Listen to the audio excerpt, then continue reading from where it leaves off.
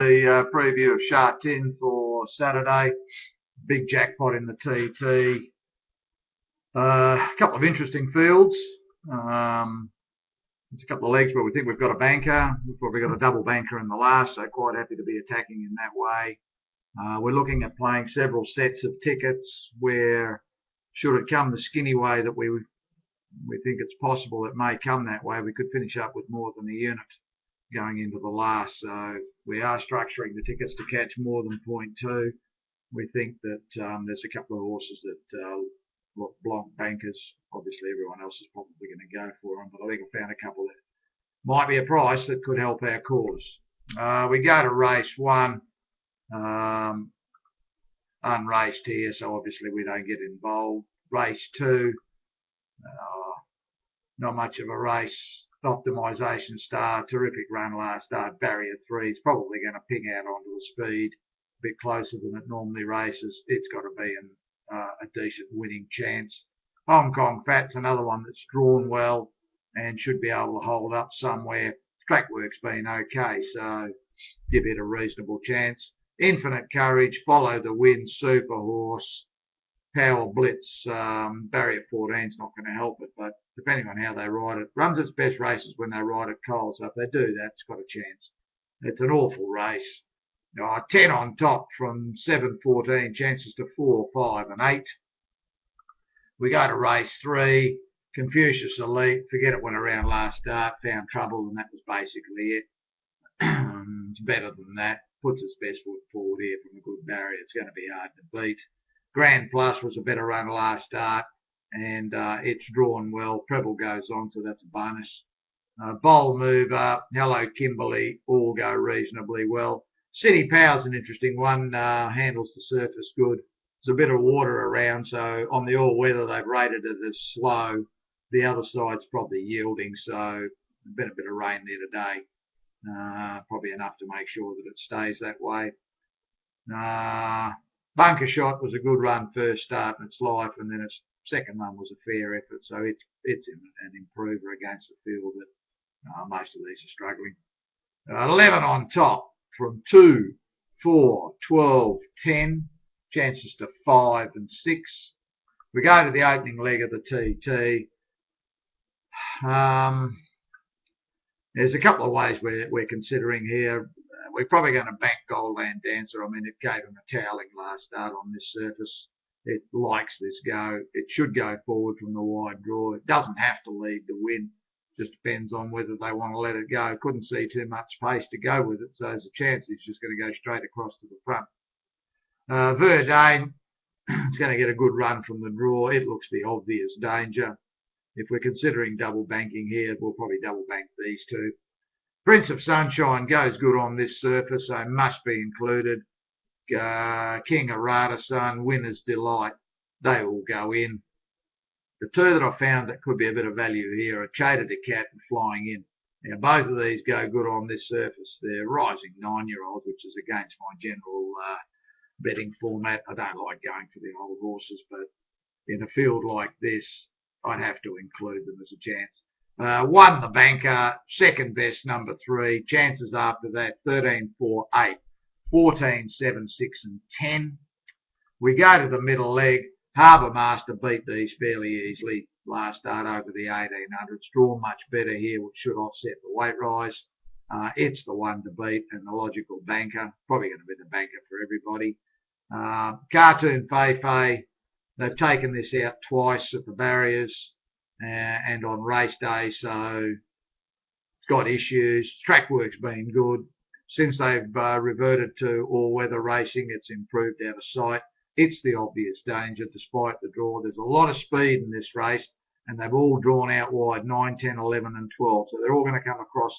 Very good chance those 4 horses that have drawn the 9, 10, 11 and 12 are going to settle in the first 4 spots running 1, 2, 3, 4 with the sit. So there's a good chance that Harbour Master from 6 is probably going to slot in 5th or 6th in the moving line and just camp on them. Allay, it goes good on this surface, must be included. So does Axiom and Perfect Joy. It's quite an interesting race. There's a bit of depth here. The 2 smokies I've got here are 5 Champagne Days and 9 Dashing Super. Champagne Days goes good on this surface. Got a trainer change, and this guy can train. So I expect an improved effort from him. Finished up 1 on top from 10. Chances to 3, 11, 4, 5, 9, 7. The last leg, I've got it as a 2-outer. I think Amazing Ways and Do You Get It, I think they're going to fight out the finish. Both have drawn well. Both are well weighted.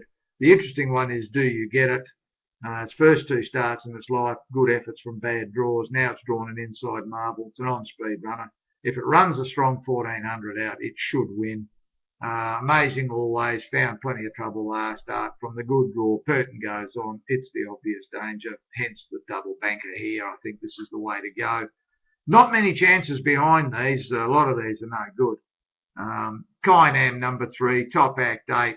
They are the main 2 chances against these 2. And then on a much lesser line, with the double bank scenario, probably include 4, 2, 6 and 12. But the last leg, I think we're going to close double bank 5, 10. We go to race 7. Berlinski was a good effort first up. He sat on the speed. He went far too early. Should have waited until I went into the straight. He shot away and they ran him down late. He'll strip fitter for that.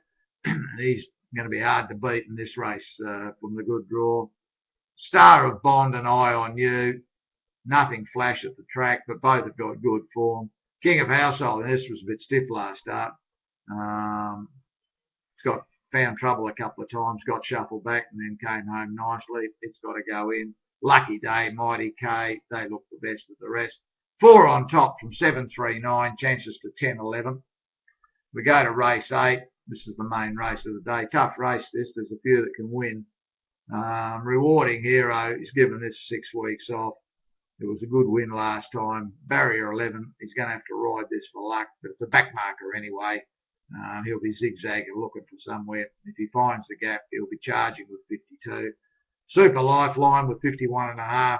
It'll be the same boat. They'll both be back together, I think. And I wouldn't surprise to see these 2 run 1, 2.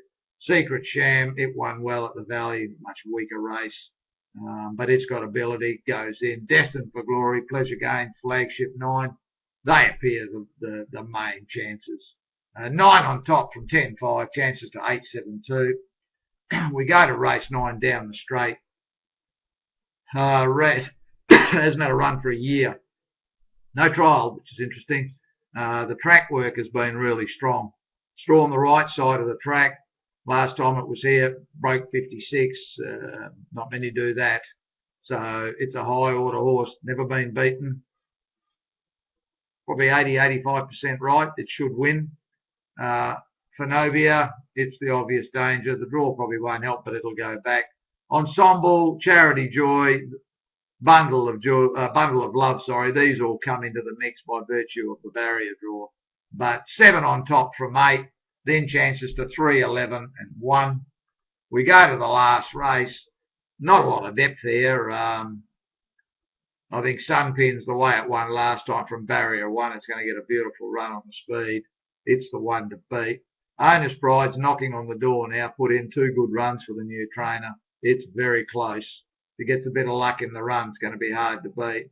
Wonderful Moments. I would have gone for this. Barrier draws put me right off. It's a on-speed horse. He's going to have to work his ring off to get out there. So happy to probably risk it.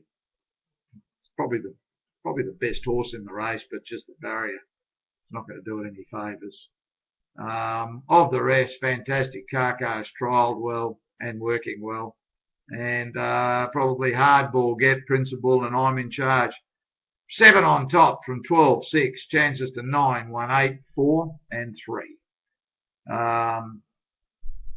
We've got the big jackpot tomorrow. We've got another one on Wednesday at the Valley. So we're getting a couple of opportunities now to play. The quartets, we'll have a closer look at them tomorrow. For those that followed what happened the other day, we took our 3 bankers. We risked the favourites out of the main group. We were right with that. The 3 bankers filled 1, 2, 3. Bad luck for us. The even money favourite had to fall into 4th place. Otherwise, we would have got a pretty decent dividend. And we had 3 units. So They are progressing quite nicely. I'm happy with that, and they're going to be a major focal point for the new season.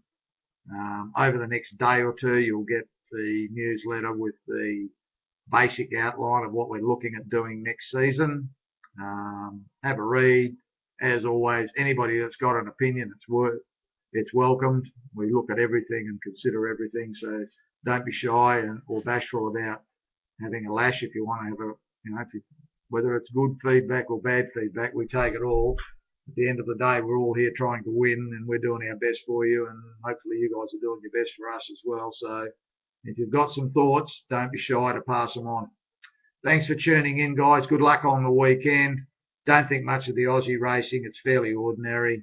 We'll probably stay out this weekend. Although there is a jackpot on the 6 up at Caulfield. I'll have a look at it, but I'm not overly keen. It's only 250,000, so there's a good chance it'll jackpot into future weeks, and then we may consider having a lash there. Good luck if you're playing on the weekend. As I say, I'll have another look at the Aussie racing later tonight.